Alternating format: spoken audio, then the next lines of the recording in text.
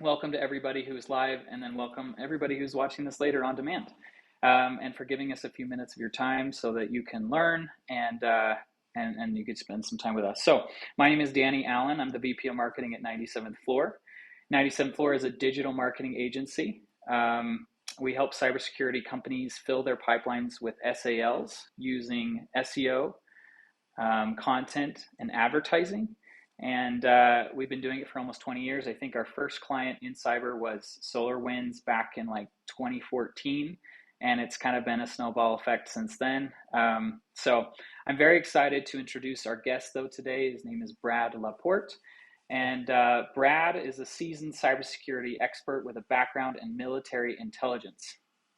With a distinguished career, I'm reading the bio here, so we'll get into it. With a distinguished career at Gartner as a top-rated research analyst, Brad was instrumental in establishing key industry categories such as attack surface management, extended detection and response, digital risk protection, and the foundational elements of continuous threat exposure management.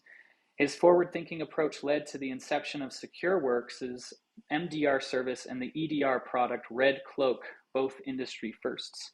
Brad has been a product leader at Dell, IBM, and several startups, solidifying his reputation as a visionary in cybersecurity solutions years ahead of its time. Today, Brad is the CMO of MorphiSec and an advisor to several cybersecurity startups and C-suite executives. So, based on that bio, I think you can understand why we would bring Brad along today. He's brilliant.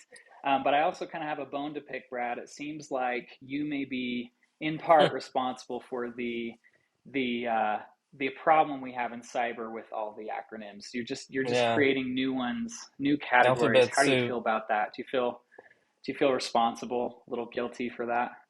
I mean, I've learned to sleep well at night. I feel like that overall I've done well, but I definitely contributed to the alphabet soup that everyone's consuming. It is what it is. I didn't start the fire, but it's always been burning. I just poured a little kerosene on it along the way. So, um, we got to call these things something, and we're now starting to see a lot of consolidation. But yeah, there's things that I'm proud of and things that I'm not proud of. Like with everybody throughout uh, their career. yeah, no, I get it. I get it. Yeah. So anyway, I we'll talk a little bit about categorization here as we get going, because that is actually a really important piece of any marketer strategy. It is kind of funny though that we have two groups, marketers in cybersecurity, and the mix of abbreviation, alphabet soup, as you said, is like the worst of those two industries. So anyway, let's dive in. So the first step in marketing 101 is to establish audience and understand your audience beyond their role as just a buyer of your product, right? Who they are. And one of our roles as an agency partner for our clients is to help build personas and buyer journeys, help deepen that knowledge of who their customers are. And what we've learned about cybersecurity buyers is that they're extremely skeptical and they're marketing averse. They don't seem to like it. And I'll say that's a big sweeping generalization. We've been able to like kind of prove that wrong in some cases, but that they seem to be a skeptical bunch. So from your standpoint, what do marketers seem to forget or not understand about their audience? That they exist. So, and I mean that bluntly and crisply and clearly. There's a lot of different types of marketers out there, and it's really a Venn diagram. And some understand the strategy of what marketing is all about. Some are really good with the tools and being able to execute. So basically, you have the Venn diagram of the strategic and the tactical, but it also requires the domain expertise and understanding, where you are. And I've seen a lot of people struggle that have come from outside of cybersecurity and try to come into marketing and really learn the cybersecurity aspect. And like how imagine coming from, uh, being an engineer at ServiceNow or Datadog or something let's just make it easy and say the tech space, and you now have to understand what's the difference between EDR, XDR, AMTD, ASM, EASM, and CASM. SASE and everything else, CNAP, and let's throw in a couple other acronyms in there. And it's really challenging. And what a lot of people forget is the audience is actually there, and they end up zeroing in on how the company is solving a problem, but not why and for who. And I would say over 90% of the companies that I've worked with over the years, and to include my current company, MorphiSec, we've ran into this challenge before I joined them back in February, which was we weren't targeting the right people. We didn't know what our ideal customer profile was. We didn't know what core use cases that we were trying to do.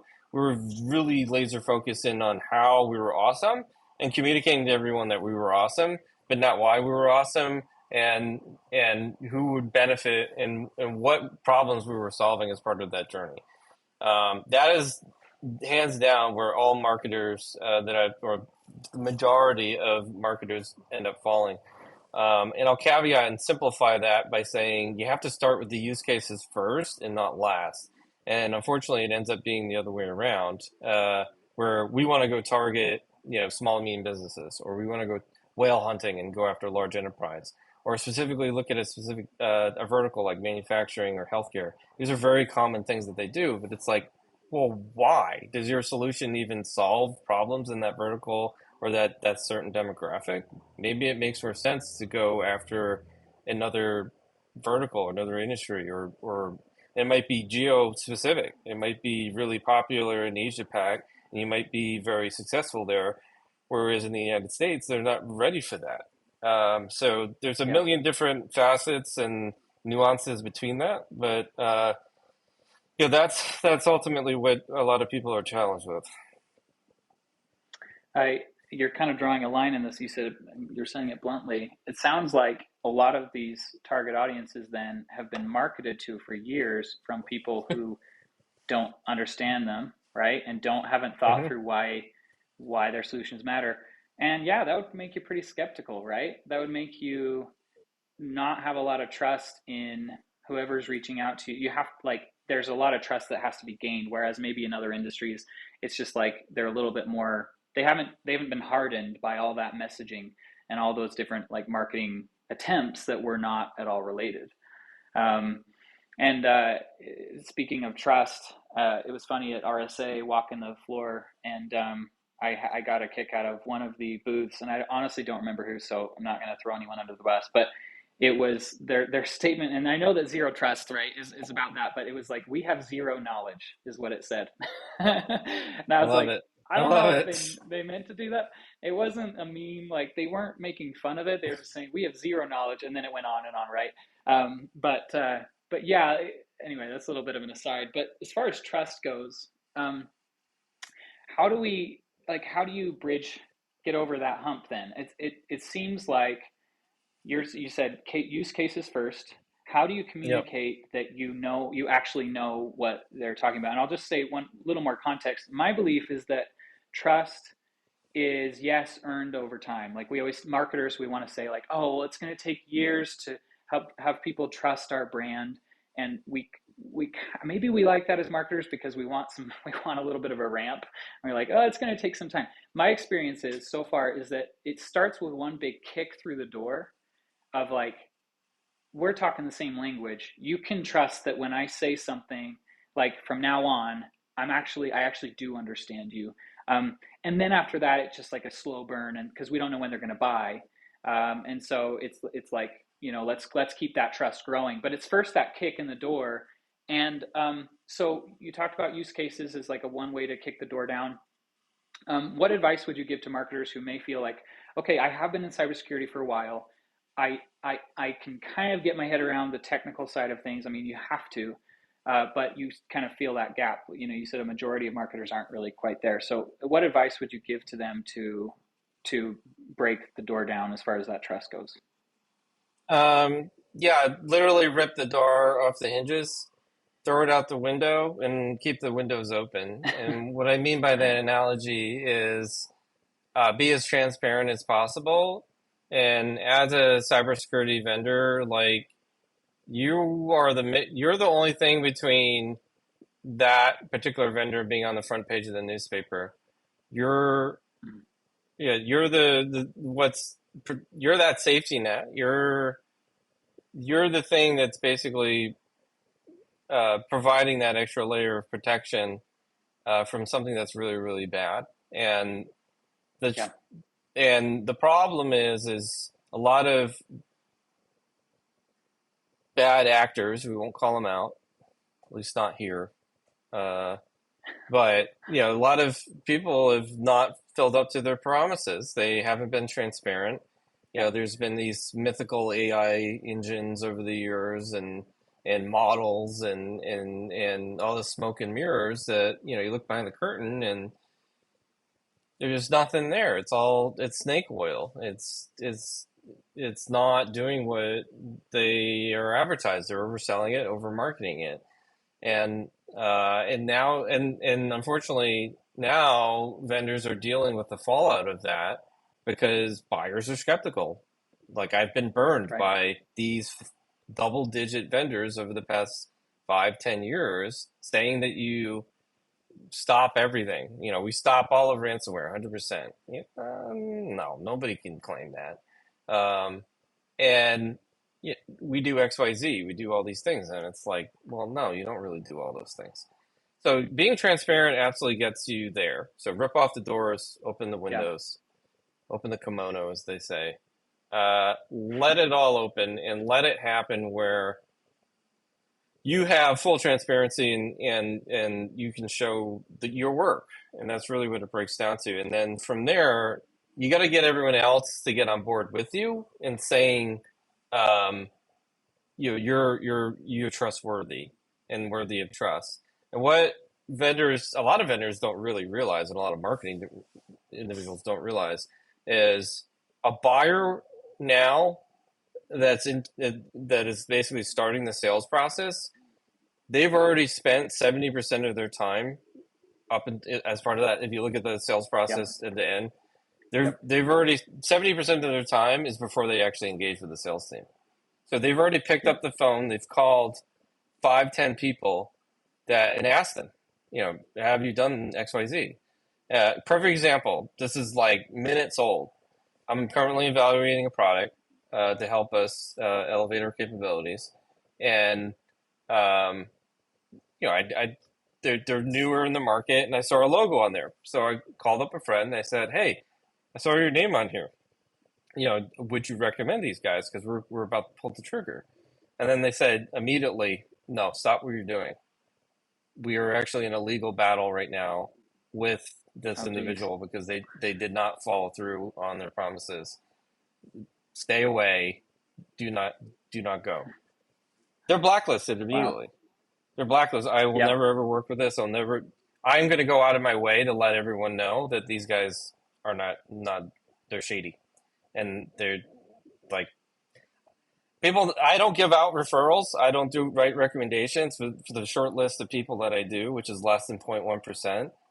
They're absolutely outstanding, and everyone that's Yep. known me for the better half of the past, since forever, they know that I write and provide one of the best referrals ever because you have to. I have very high standards, and that's the problem that's happening Yep. right now. Is that so? You have to be transparent. The other thing that's evolved over time and really has been prevalent outside of cybersecurity, but over the past, I'd say 2-3 years, is now the entrance of product-led growth and having more freemium type capabilities, try before you buy, and really having a product led component, which is driving forward. Okay, you have a product qualified lead, which goes to a marketing qualified lead, which transfers into a sales qualified lead. And now I think there's roughly around 200 or so vendors within the cybersecurity range where they're using that to drive forward a lot of their marketing components. And even at MorphiSec, that's something that we're starting to look at different options and capabilities as part of our roadmap to try and expedite that because we're being asked from our client sets to set that up. I mean, we just launched a new product, adaptive exposure management, and trying to leverage that product and Yep. promote that out and leverage that as a way to amplify it. And it's also providing utility at a low to no cost to prospects where they get to test out your product. And then because from a buying cycle perspective, if we went back, if we did this podcast 10 years ago, a lot of people took a heavyweight approach. They'd have contracts 3 years long, 7 years long, long standing, go all in, jump into the deep pool because the trust was there. Because of the Yep. erosion now, contracts are very rarely over 1 year. And a lot of push is a big push to move to monthly in getting a monthly reoccurring charge or even utilization or consumption.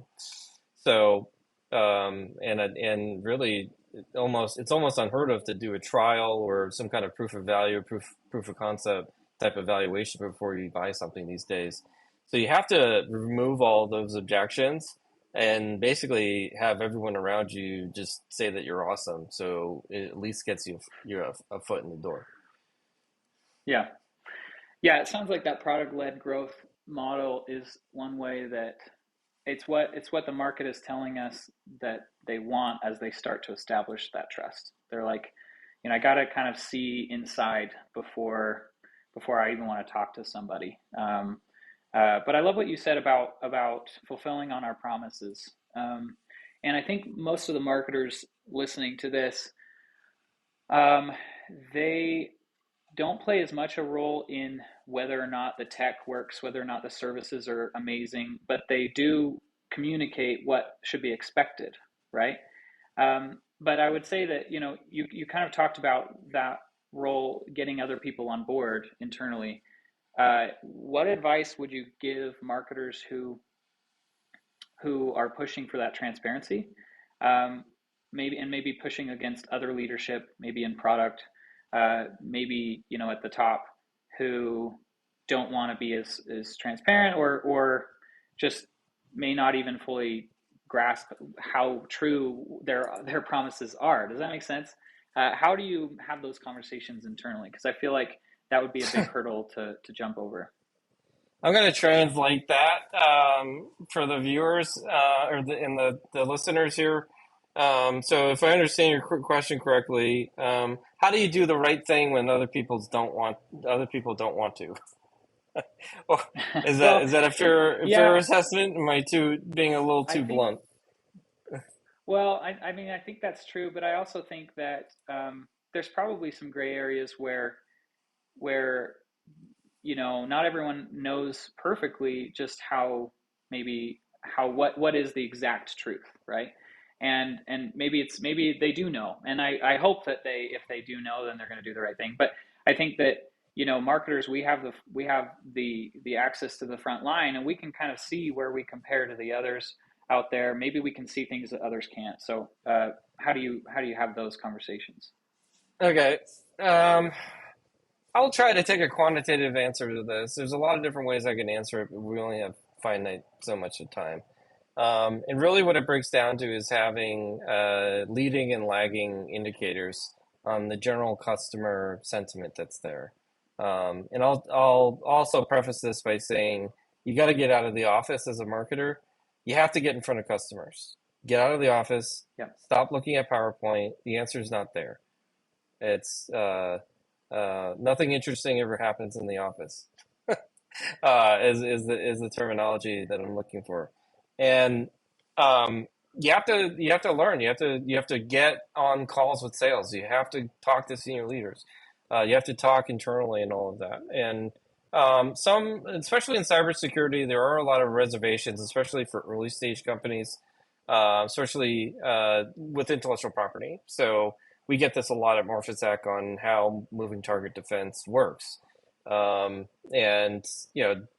we've gotten very good over the years in terms of proving it out and showing our work and how all that works and all that. But it's also it's complex and it's difficult to actually work through and map through and part of it is from the top reasons why organizations buy, and I'll kind of list them off in order, which is solution efficacy. It's going to be an effective tool. It's got do what you say what you do, and being able to execute on that. It has to be cost effective. I have to have some kind of return on investment on it. You have to have a good reputation and track record. It has to be easy to deploy. You have to have a feature breadth, so it can't just be one magical button. You have to have multiple magical buttons that solves multiple different problems. It has to be easy to integrate with all the other fun tools that I have. Your customer service has to be excellent, and it has to be intuitive once I actually use your product or service. And it has to be self-serviceable. So I have to be able to use it the usability of it has to be, the team has to be able to use it independently without having to look up a doc or read a 100-page manual on how to use it. And then it has to be, ideally the infrastructure has to meet my needs. So if I'm looking for a cloud solution, it has to be cloud and on-prem and all of that. So those are the top two components and all that. Just those few things, huh? Just you rattled off like this enormous list. But if you can map that out, it's 10 things. And I've tried to boil this down to 3, but something ends up getting thrown out. And this is something I've used, and this is a model I've really. It's a culmination of things and I just rattled that off the top of my head because I have it hard coded in my brain.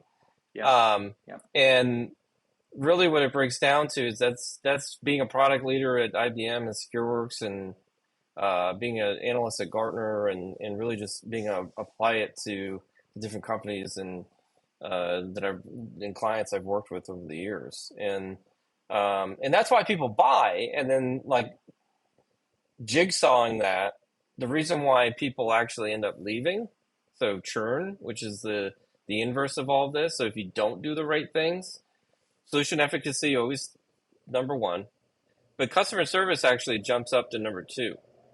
And basically, if you don't have a really good customer service component, I'm out of here.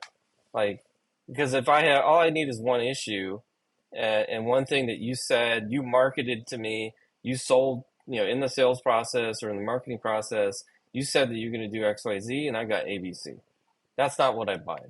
So you get basically a complete breakdown in that communication channel, and then you have a client satisfaction mismatch. And then it doesn't, you could sell to 1,000 clients that year, but if you lose all of them at the end of the year, you're not growing. You're actually going to go in the opposite direction. And you're going to be, and that, unfortunately, a lot of the companies that were not successful over the past 3 years, and distinctively being able to survive the global economic turmoil that existed over the past 2 years specifically is what I'm referencing. Like, you really have to have your stuff together to keep your doors open. And churn is really a major deadly metric. And then there's other elements that and why organizations churn. But number 2, that's customer service, and have that that being transparent and being able to show your work and build that trust. Once that trust is lost, man, you're starting you're right back to zero. And you're gonna have to. It can be rebuilt. I've seen companies do that, but it's you have to put 10x effort, and there's a lot of money and investment in trying to get it to right that ship. I love that you provided that list, because that's a list that all the marketing leaders listening could take, those however many things those were, 8 to 10 or whatever. And I love that you prioritized it as well. But you could take that list and do sort of an audit of your own company and say, how are we doing on all these fronts? And again, marketing doesn't have the capability of completely overhauling everything for the whole company, obviously. But that's how you get to that transparency, is saying, well, here's where we're really strong and here's where we're not so strong. And so as we start messaging, as we start telling people what it is we do, we can, that's where we can come true to our audience. And then obviously it also provides you the ammo you need internally to try and actually make some change in the right direction. So I love that. I think that's really insightful. Great. I wanted to now kind I of, just have to, you talked about trademark it. Yeah, there you go. Well, I mean, no, that's, I think, and that comes from your, like you said, from the IBM days, and also your Gartner experience of like helping us model this out, what what's the way we ought to be thinking about this. As we think about, I mean, it's changing so fast. I was just reading, there's a stat here that says 31% of executives say their main cybersecurity challenge was improper identification of key risks. I think that doesn't, you're laughing because that probably doesn't surprise you. But it's that things are changing extremely fast, right? Yeah. And so as we think about the change, one of my questions here is about your prediction was for 2024. You said the evolution of Gen AI will result in a machine versus machine war as attackers and defenders embrace this new technology.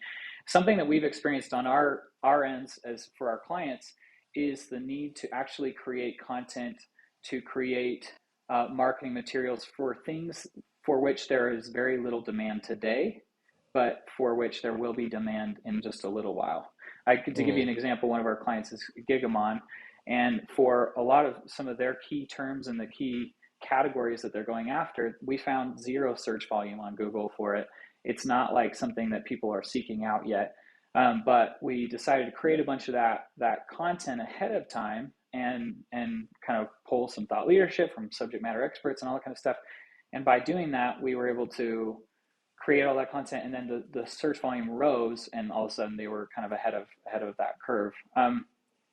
And from a differentiation standpoint, those categories that we're talking about, what would you say is the best way for companies to separate themselves? Again, I walked the RSA floor, saw over like 400 booths or something. It was my first time at RSA. It was pretty wild, but and it's as a marketer who's not in that space all the time, it was overwhelming. But I'm sure even as someone who is in that space, the categories and everything, it's overwhelming to know like how to place all these companies. What advice would you give to marketers about differentiation? I'd tell them to stop what they're doing and go to the beach. And what I mean by that is once you get down to the sand and look at the ocean, you will see a blue ocean and a red ocean, and a thermocline between the two. And you need to understand what ocean you're going to play in. Are you going to go after the red ocean and play with the big sharks and find some oasis, some sandbar somewhere that you're going to be able to hang out on and live off and be rich and famous? Or is there a blue ocean that hasn't been identified yet, that you can basically swim and be free and be the big shark, be that big whale, and be that big fish in that area and swell up? And I'm gonna tell a story. So exposure management right now is hot. It's the second hottest topic at RSA. Number one being AI. You were there at some point in time. You saw something that said exposure management. That was born back in 2019 when I was at Gartner. It was stemmed from a lot of different technologies at the time. I was doing a lot of interviews and was able basically talking to a lot of folks about ransomware. At the time, ransomware was basically non-existent. It had basically gone away, and it was at the time basically an earlier version of ransomware. And I just recently wrote a piece on the history of ransomware to talk about this. And I started to identify these weak signals of, hey, ransomware is going to come back. I can see it. I can see the shift. I can see the macro trends. So just like a hurricane or a tornado or a storm is going to come, you see the barometer start to drop. And you have all these weak signals that basically tell you, hey, it's getting cloudy out. The wind's picking up. It's time to head indoors. It's time to take action. And what stemmed out of that was attack surface management, one of the three-letter acronyms that we talked about earlier, the alphabet soup. But eventually what came out of that was Gartner developed the framework of continuous threat exposure management. Now, the reason why I tell the story is, as a consultant, I left Gartner and I worked with some companies early stage, and actually wrote one of the first white papers for exposure management back in 21. No one had known. No one, I had said the exposure management a million times at Gartner, but at the time, like attack surface management was one spoke of many of exposure management. Exposure management is comprised of really 12 or more different subcategories like red teaming, pen testing, etc. We're going to have a whole podcast on that. But basically, the early kind of signals around that was based on, to long story short, it was too early, and the white paper didn't do well, and they pivoted, they didn't double down on it, and they didn't continue that. If that company had basically continued working towards that and built that out, they would have had a 3-year jump on the market and would have totally dominated it. They missed the market. And so if Yeah. you can start doing that early and lead it on, you can be basically what I mean. I think a company that's done really well in this area is Exonius. They tacked on to a sub area that I created called Cyber Asset Attack Surface Management. They totally dominated it. I mean, they're well over $100 million corporation and growing. They're a unicorn. They're on the track to a unicorn if they're not already. I can't remember if they're who's a unicorn these days. But anyways, but they jumped on that bandwagon immediately. They'd said, "This is what we are. This is why we're doing it. This is the problems we're solving," and they kept hitting it over and over and over and over again. And now they've dominated that market, and other companies in that area have really struggled to play in that market. So, the other example would be at MorphiSec. Like we're starting to write about self-healing and what that looks like. And the reason why we called our new product Adaptive Exposure Management was the fact that the attack surface is not going to remain static. Yep. Threat actors aren't going to take a holiday and sleep, and just sleep in on weekends. They're out there to get money. They're adapting themselves. They're using new tactics and techniques every single day, and you have to adapt your the way that you manage your exposure continuously and ubiquitously, and continually reduce it. And we've adapted the blast radius component of that, where you'll be able to reduce the overall resiliency and that fallout that you would get in if there was an impact. So that's basically the concepts that we're driving. But what's next? And nobody in the industry right now is talking about self-healing, where you can have it be policy driven and having basically programmatic changes to your environment, where you're identifying misconfigurations, you're identifying security control gaps, and being able to fill in those areas and reduce that residual risk, as a self-healing component. So just like you get a fender bender, imagine your bumper, you're automatically reconforming, going back to its original state. That's basically our vision for our underlying technology and where we want to drive things forward. I love that. Go to the beach. I feel like go to the beach. I love that. I feel like the product marketers listening are probably just freaking out listening to how you think about defining these new categories and talking about using language that will resonate, but differently, right? So, I mean, in a way, I feel like AI is like generative AI and like adaptable AI is one way you could have said it, but that's not gonna help you be in your own ocean. Like, and it's actually just going to confuse people. And I love the way that you've kind of outlined some of that kind of category approach.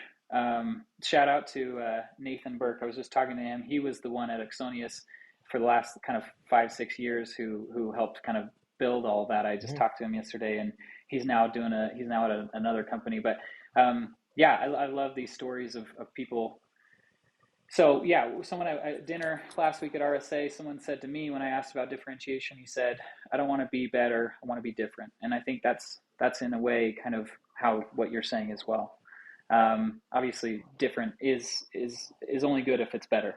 But as we kind of round this out, one of the predictions you made for this year was that organizations will prioritize evaluation of their cybersecurity debt, quantifying their investment into cybersecurity products and solutions and assessing ROI.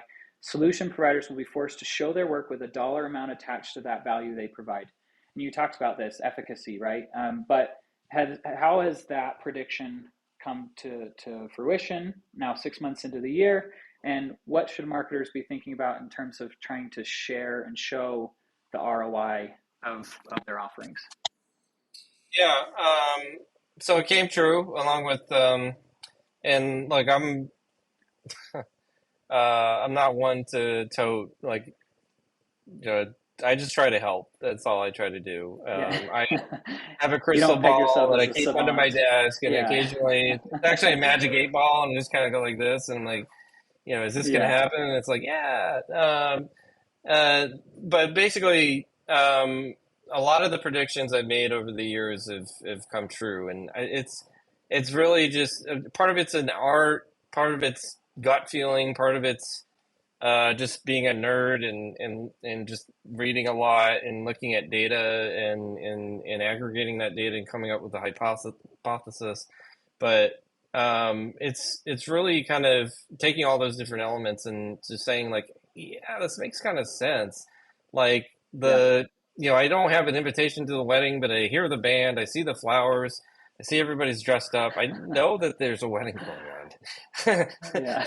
and I know they're going to have good food, and I'm going to find a way to get in. But anyways, the so it's part of that. That's part of that element. Specifically with this, I mean, what's driving a large portion of this is uh, there's been a whole monumental shift in the way that organizations buy products, evaluate products, and it basically happened about exactly 22 months ago. So it was July of 22. And investors basically went, and key stakeholders, board of directors, went to their companies around the world and said, hey, you got to button down. Before our guidance Yeah. was grow, grow, grow. And now the guidance is to be lean, get gross margins Profit. up, be Yeah. profit, exactly, profit, and be smarter with your spend. If you're spending, astronomical amount of money on ads or on XYZ product or whatever, and you're not getting the utility for it, like we don't need 100 instances of Gong. Sorry, Gong. I don't need 100 different instances of your product to be successful. And maybe I do. It depends on the size of your organization. But say there's 100 people in the company. I don't need You're 100% starting a fight with people. Gong right now. Yeah, no, This sorry, is Gong. I didn't mean I it. was not I'm expecting sorry. this Don't beef. don't Yeah. don't send your hate mail here. No, I didn't. I don't need 100% of the licenses for it. Everybody in the company doesn't need a Yeah. license, and that's the point of it, or a Zoom license or whatever. We'll pick on whoever, but you'll have that fancy tool or whatever, and everybody thinks that they need a login, and then like they never log in. We have people that haven't logged into products the whole life of their time at the company. That's like, you don't need a license. Get out of here. So, and that's part of what it is, and it's buttoning down. Like, stop wasting money. Like, turn the lights off at night. like you, Yeah. like there's Yeah. no reason to just waste. So there's been a major button down, and what we've seen is like burn rates have been reduced by over 60%, 60%, Wow. which is actually very, very nice, and there's a lot of benchmarks around that. And with that, I mean, all you have to do is go to your favorite search engine. We won't say names, but your favorite search engine or whatever, and basically say, search like for ROI calculators or total economic impact, annual loss expectancy. The reason why that's out there, I mean, you'll see like it's like a hockey stick, like the amount Yeah. of calculators and things that have been embedded in these blogs and Excel spreadsheets, and people have even turned this into product like growth, basically to get leads. Use our Yep. use our calculator.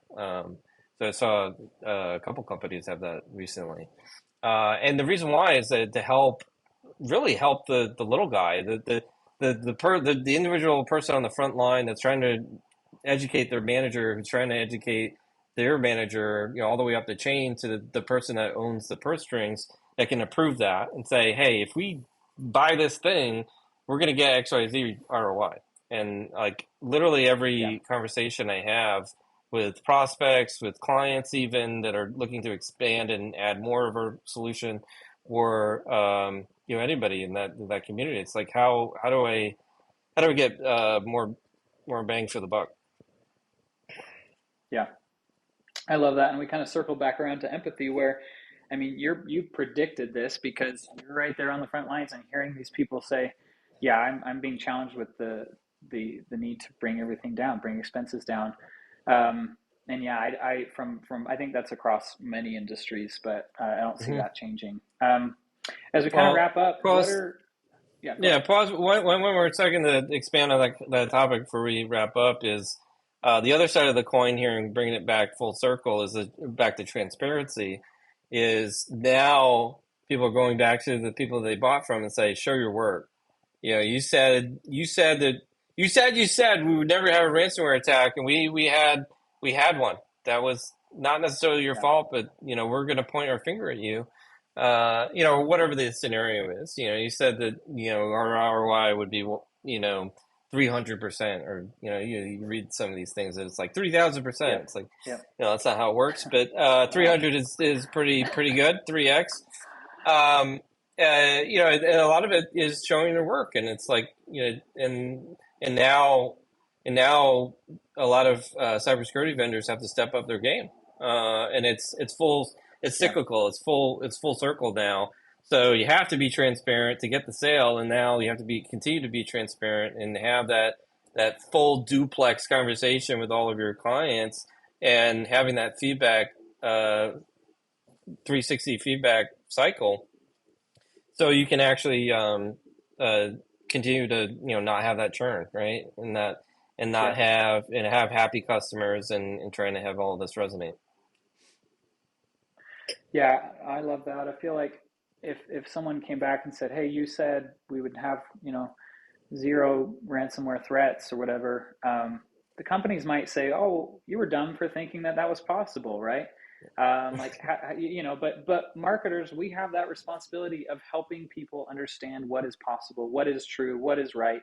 Like that is our role, and I love that you talk so much about transparency. For us, for 97th Floor, our three pillars of great marketing are empathy, innovation, and profitability. And we hit all of those pretty much in depth. And I love that's kind of where you've been thinking and where you're headed. So as we wrap up today, where can everybody find out about your next year's predictions or where you're thinking right now? What's the best place to reach you? Yeah, I'm always on LinkedIn. You can follow me there. Um, Late night, uh, I have a lot of pontifications, and just post as much as I can.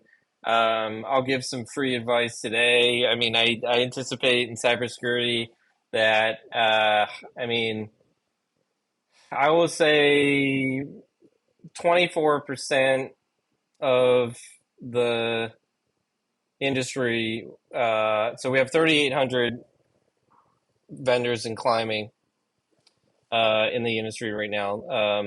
There will be some kind of exit for that, for 20. We'll round it out and say 25% or one fourth of the industry will consolidate. So it'll be merged, acquired, or they'll shutter their doors or have an IPO by the end of the year.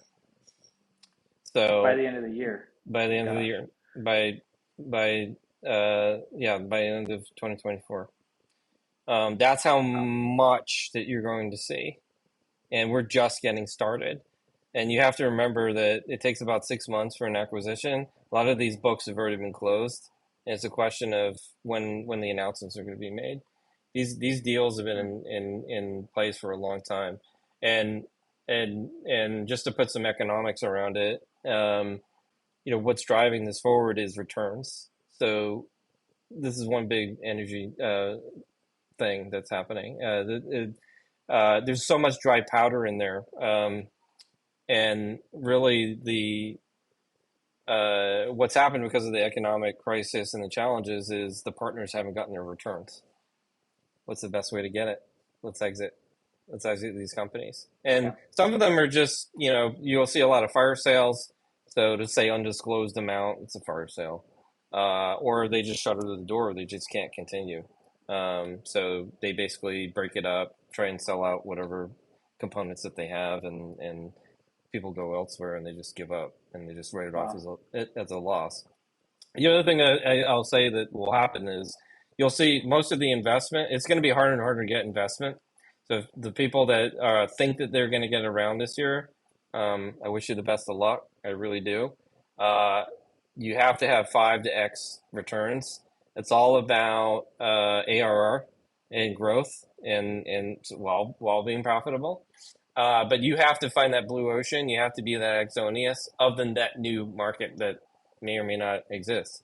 So if you look at Yeah. folks like Hidden Layer and what they've been able to do in the AI security space, they're shooting the moon.